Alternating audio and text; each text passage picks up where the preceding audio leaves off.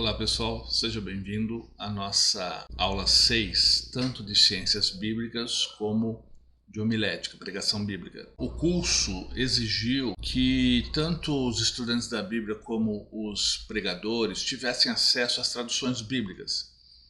Então isso vem complementar o curso, o projeto inicial, que eram 5 encontros, agora temos o 6º encontro, que é o seminário sobre traduções bíblicas, porque é inquestionável que haja dúvida na igreja, qual a melhor tradução, as traduções estão corretas, qual que está mais correta, cada equipe tradutora diz a minha mais correta, então isso vai trazer um pouco de luz para esse assunto, né, na sua mente. Então seja bem-vindo, essa é a 6ª aula, tanto de ciências bíblicas como de pregação bíblica. Espero que isso venha te ajudar nas suas pesquisas, no qual a versão mais adequada para você usar. Nessa aula nós vamos estudar o processo de tradução, os 3 tipos de traduções mais comuns, João Ferreira de Almeida, que é aquele que traduziu a Bíblia toda, ou praticamente toda, para a língua portuguesa, não português do Brasil, português de Portugal, mas foi o primeiro que traduziu a Bíblia toda. Traduções no Brasil disponíveis, pelo menos as principais, e comparação entre as traduções. Bom, aqui está na página 2 o texto hebraico, é o primeiro capítulo de Gênesis, Gênesis capítulo 1, do 1º ao 8º. Se não houvesse traduções, era assim que nós leríamos a Bíblia, ou não leríamos. Então, se qualquer língua receptora, qualquer nação, qualquer etnia que receber a Bíblia, receberia assim. E teria que aprender o hebraico. Esse é um texto do Novo Testamento, é assim que está no original, é assim que foi escrito. Então os tradutores fizeram um grande serviço para nós de colocar o hebraico e o grego em português. Michael Gorman explica que uma tradução ou versão bíblica, eu já tentei achar diferença entre tradução e versão. Alguns até dão uma diferencinha assim, mas aqui no nosso estudo, tradução bíblica ou versão bíblica seriam sinônimos. É uma forma acadêmica de traduzir as histórias e pensamentos de pessoas que viveram em antigas culturas e que falavam línguas do passado para uma linguagem moderna. Em 500 anos o Brasil deixou de ser um monte de índio pelado, eram culturas ágrafas, sem escrita, cuja tradição passava pela tradição oral, né? Então deixamos em 500 anos de ser um monte de aldeia de índio no que somos hoje. Não sei se melhorou, mas em 500 anos foi o que aconteceu. Agora, a média de tempo dos livros bíblicos é 3.000 anos. 3.000 anos. Escrito no Oriente, uma geografia diferente, uma língua diferente. Então o texto é esse e nós temos que trazer para uma linguagem moderna. Você não pode trazer nem para uma linguagem de 50 anos atrás, você tem que trazer para a linguagem hoje. É por isso que as Bíblias estão constantemente sendo atualizadas, porque a língua de um povo é dinâmica, as palavras mudam de sentido, as palavras perdem o sentido, as palavras perdem o uso. Então após a tradução tem que haver constantes atualizações, para que realmente o texto hoje diga o que realmente quer dizer. A palavra amor traduzido por caridade. Caridade tudo sofre, tudo suporta, estraga o texto, né? Porque caridade numa época significava amor. Hoje é assistencialismo, não caberia bem essa tradução. A tradução, assim como a exegese, e não existe tradução sem exegese, que é analisar o original. É mais uma arte do que uma ciência exata. É uma interpretação. Cada tradução é por si mesma uma interpretação. Geralmente é a comissão de tradutores, né? A comissão pega a ideia e traduz para a língua receptora. E para isso ele tem que interpretar o que ele quis dizer. Se traduzir palavra por palavra fica desconexa.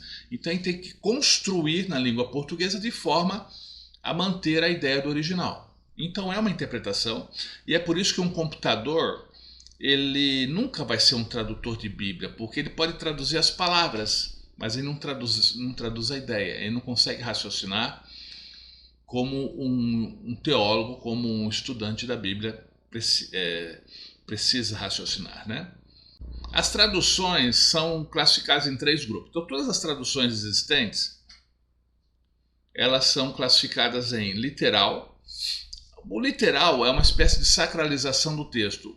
A equipe, e a mais antiga, né? A mais tradicional, a mais antiga.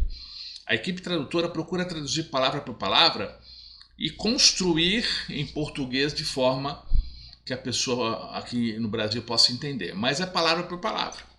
Se no original fala em talento, como medida de peso, medida de valor monetário, traduz por talento. Se lá está metreta, traduz por metreta. Então, traduz as palavras independente se o receptor vai entender ou não. Se no original está metreta, côvado, eu vou traduzir por metreta e por côvado. Quer dizer, está no original.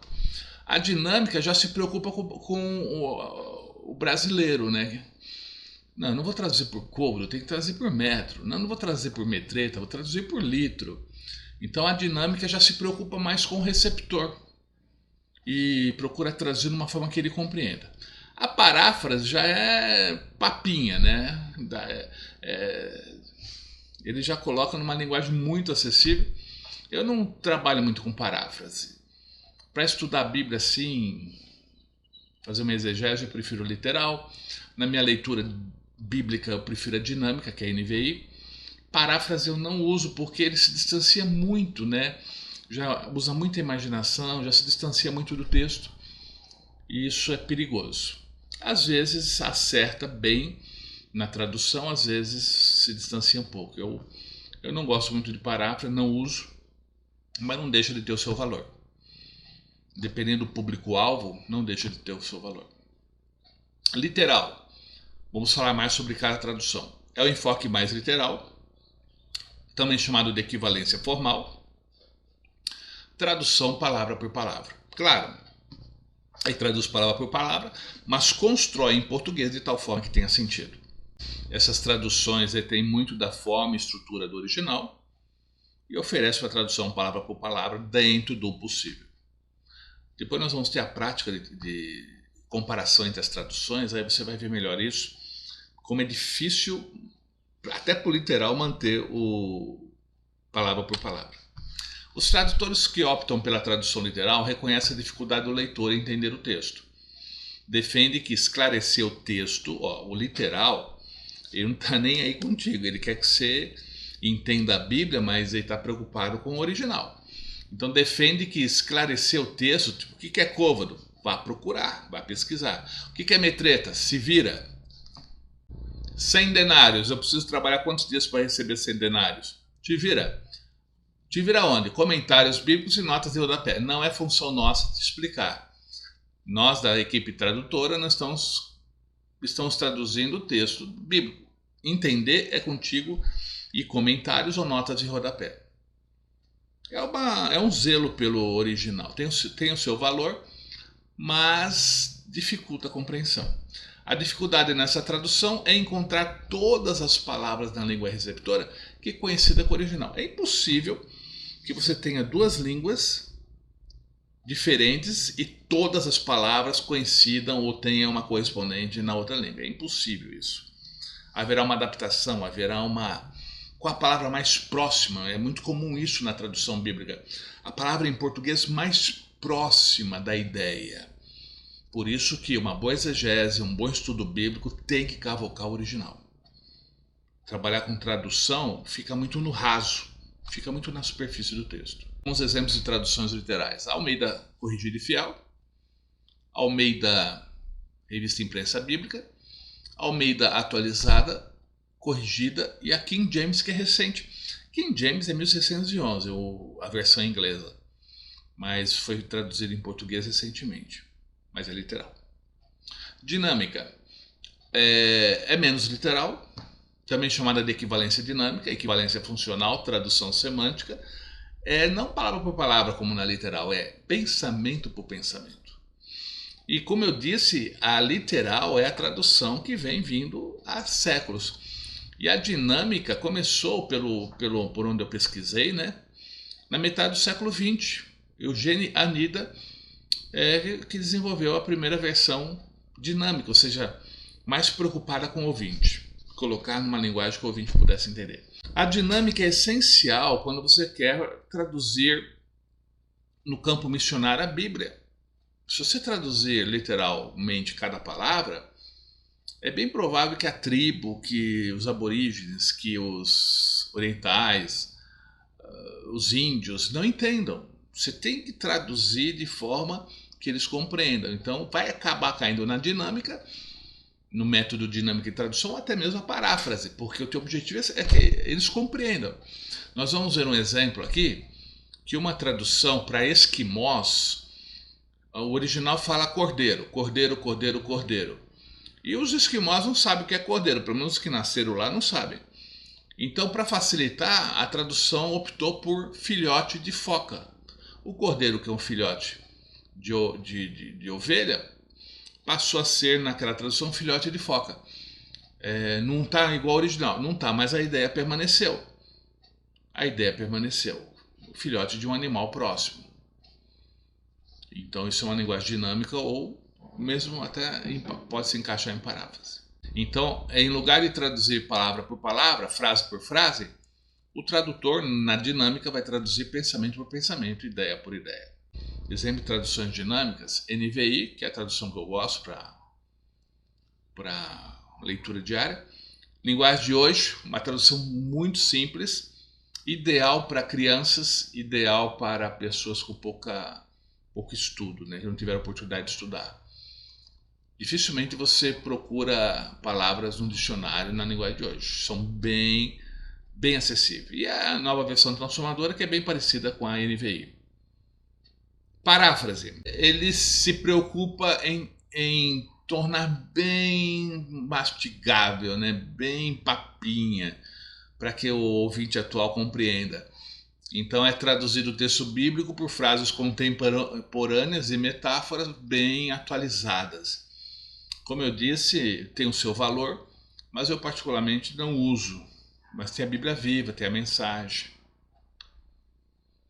Qual tradução utilizar? As traduções, elas diferem e alcançam grupos diferentes. Por exemplo, só para você ter uma ideia, o povão fala em média 3.000 palavras, o universitário um pouco mais, 9.000 palavras, e o intelectual 23.000 palavras. Eu te pergunto, quantos por cento da igreja é intelectual? Quantos são universitários? Poucos, pelo menos nas nossas denominações próximas, poucos. A maioria é povão.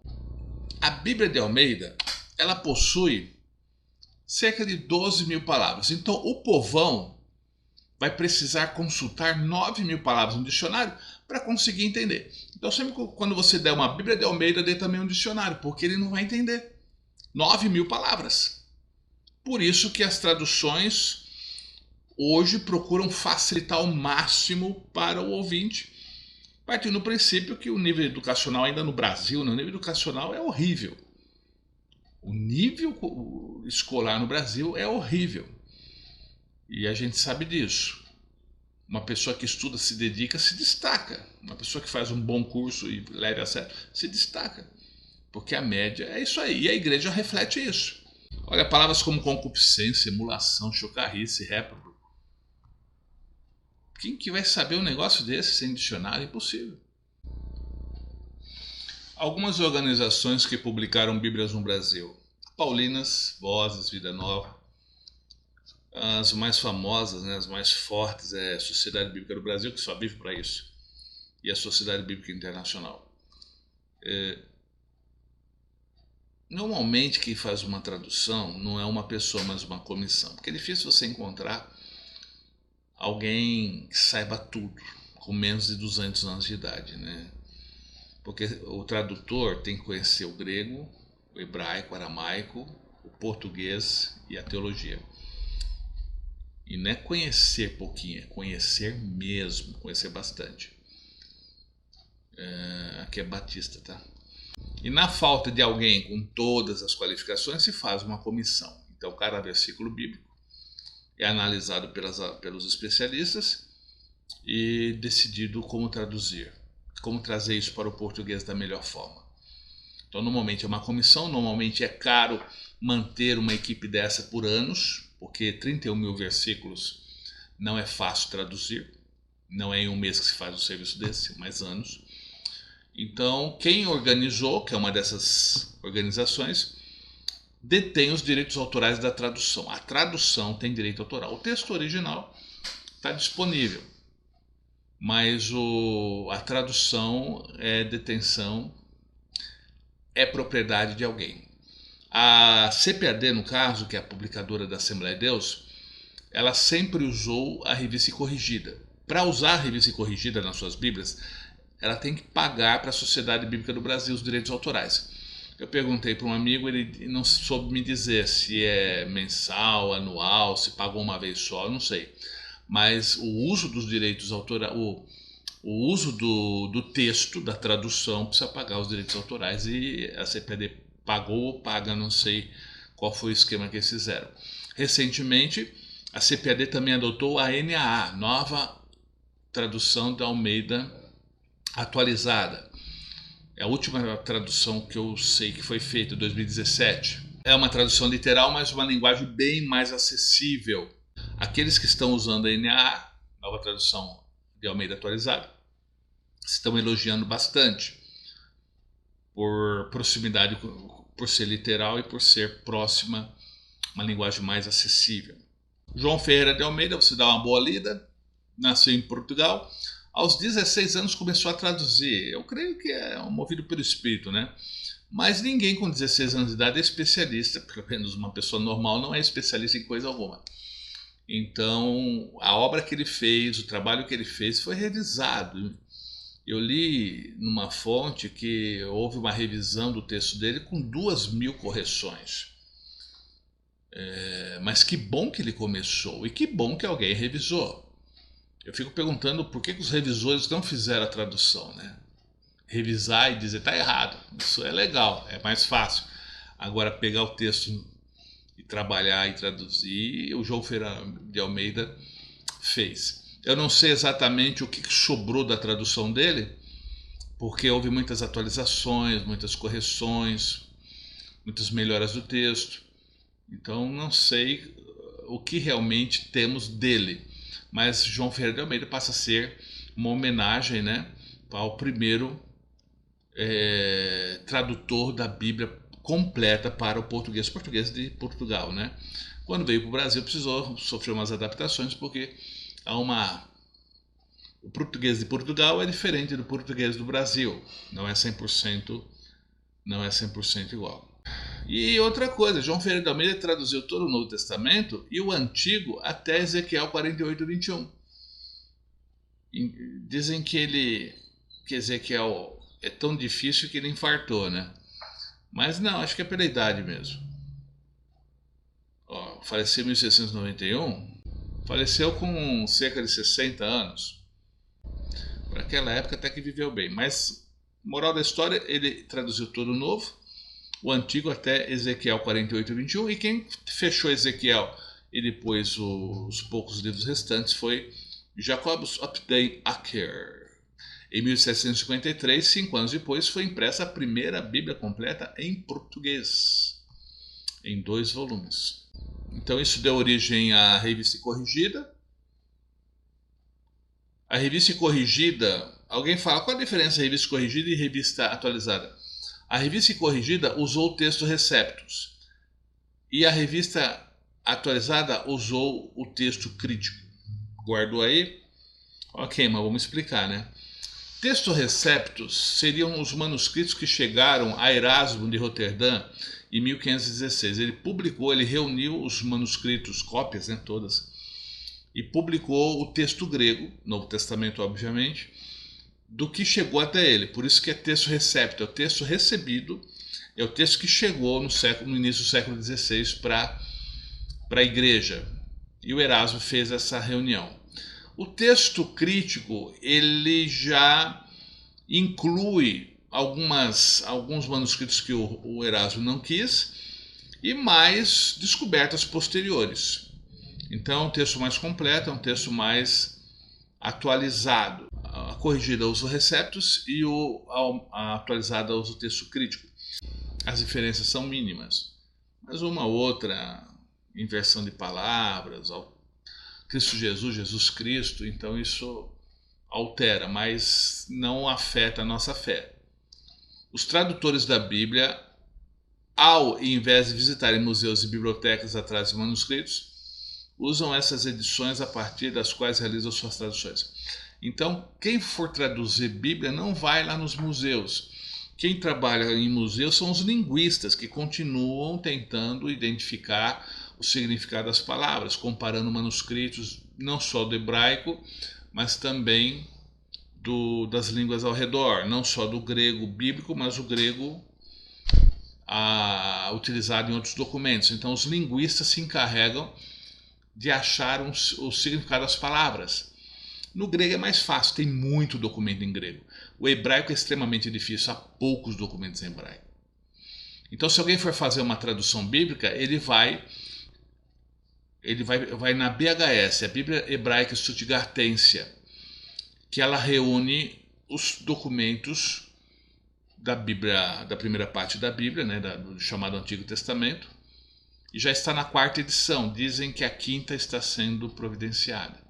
A 5ª edição está em andamento, mas a que tem disponível é a BHS 4ª edição. É aqui que a comissão vai pegar para traduzir a primeira parte da Bíblia. A segunda parte da Bíblia, a reunião do conteúdo descoberto está na 28ª edição hoje, né? Porque daqui a um ano pode ser até que tenha mudado o número da edição.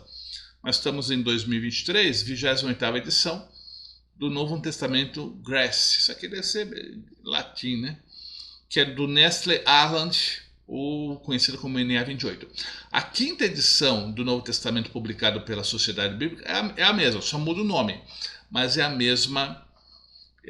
mesmo texto. Então, 28ª edição do Nestle Aland, ou 5ª edição do Novo Testamento da Bíblia da Sociedade Bíblica. Então, são esses dois documentos, dois livros, que estão o texto resgatado, né? Cresce que 97% do que está aqui não tem dúvidas, é o original, é conhecido como original. 3% ainda há uma certa dúvida, por quê? Principalmente no hebraico, né? Os caracteres são muito próximos, muito parecidos. E às vezes só tem um manuscrito, está meio rasurado, então dá uns 3% de dúvida. E essas dúvidas dão origem às variantes, que é formas diferentes de enxergar o texto baseado no manuscrito.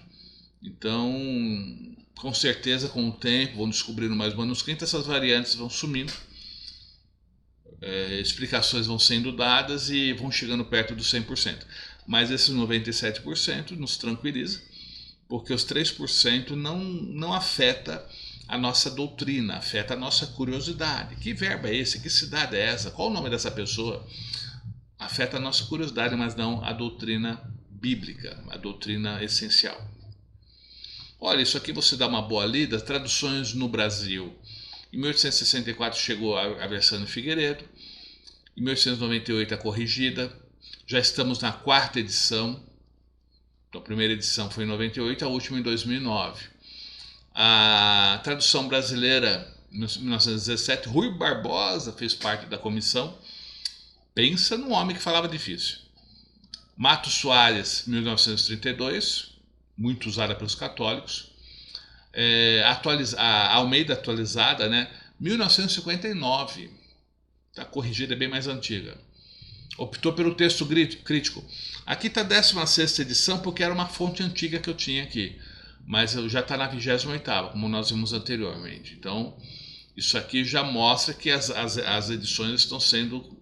Sempre quando descobre alguma coisa, sempre quando tem algo relevante no texto, eles publicam uma nova edição. Então eu tinha um livro aqui falando de 16ª, fui pesquisar recentemente, já estamos na 28ª edição. A atualizada está na 3ª edição, 2017. É a NA que eu falei, que o pessoal tem elogiado bastante, a CPAD adotou como segunda a segunda versão utilizada nas suas Bíblias. Revisada com os melhores textos, 67. Corrigida e fiel, 69. E usa o texto Receptus. Geralmente corrigida, texto Receptus. Bíblia de Jerusalém é uma iniciativa de católicos e protestantes. É interessante que a BJ, ou Bíblia de Jerusalém, ela não fala Senhor, ela fala Yahvé. A gente vai ver mais para frente. Bíblia Viva, que é uma paráfrase. Almeida Contemporânea, Thomson. Eu tive umas 3 Thomson já. Gosto muito da tradução deles. E mais os complementos, né? Dicionário, estudos bíblicos no final da Thomson. Me ajudou bastante na construção da minha teologia. Tradução ecumênica. King James é 1611. 1611. Mas a King James brasileira é 1999. Linguagem de hoje, a nova tradução da linguagem de hoje. A NVI, que eu gosto bastante, 2001. Foi preparada por uma equipe de mais de 20 tradutores e publicada em 2001. Então, normalmente, uma tradução bíblica não é feita por um camarada só, né? É muito perigoso colocar uma tradução na mão de uma pessoa só. Uma equipe melhor. CNBB, né, que é católica, 2002. Almeida Século XXI, 2008.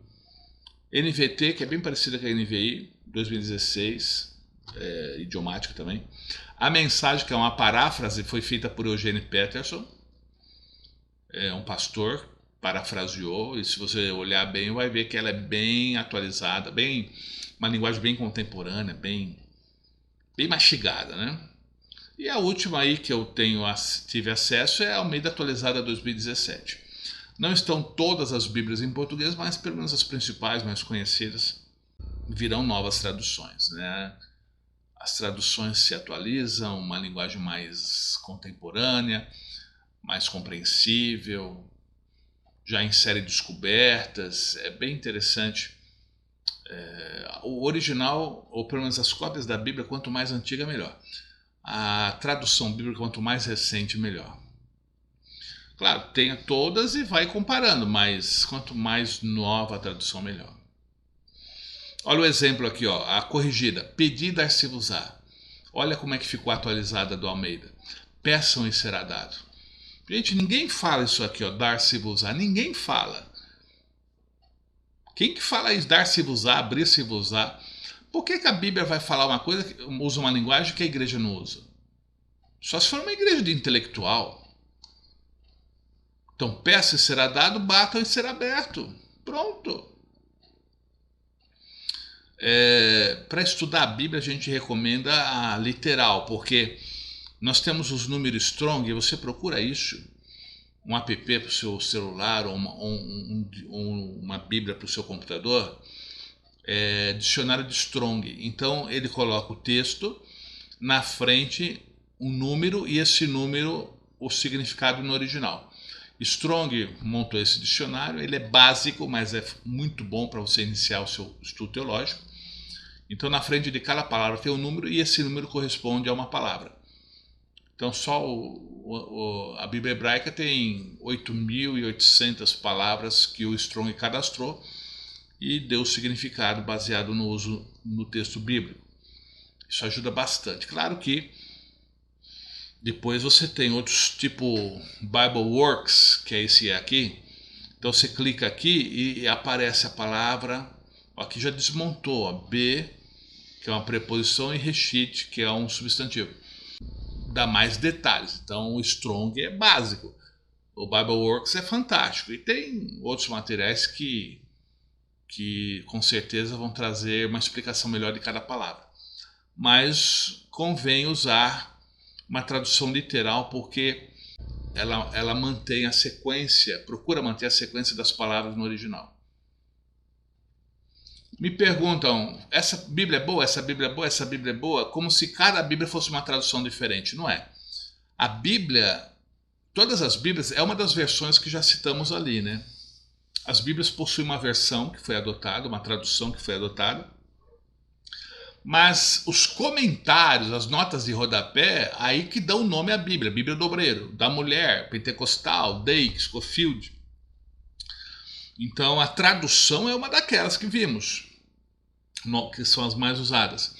Mas os comentários é que vão definir se comentário sobre a mulher, Bíblia da mulher, comentários sobre obreiros, no rodapé, aquelas janelas no meio do texto, então vai dar nome à Bíblia, mas a tradução é uma daquelas. Então as pessoas acham que cada Bíblia dessa é uma Bíblia diferente. Não. A editora, a organização adotou uma Bíblia, comprou os direitos autorais, pediu autorização para usar aquela tradução, ou às vezes até dela. A CPAD não tem tradução própria.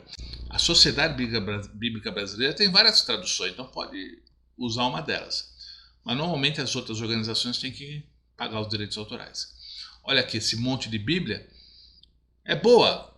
Olha, qual é o texto, qual é a tradução? Agora, os comentários realmente depende de quem fez o comentário, né? Essa aqui, ó, do expositor eu não gosto. É do Jimmy Swaggart. Não sei se continua assim, mas os comentários estão junto com o texto. Então você vai lendo e é obrigado a ler o comentário. Comentário eu leio se eu quero. Nota de rodapé eu leio quando eu quero. Eu quero ler a Bíblia. Mas eles colocam em letra verde, né? Pelo menos eu não tenho. Uma versão que eu vi, põe o texto e a explicação entre parênteses em verde. Uma pessoa desavisada vai achar que aquele comentário faz parte do texto sagrado. Então eu não gostei muito não. É válido, mas tem que tomar cuidado.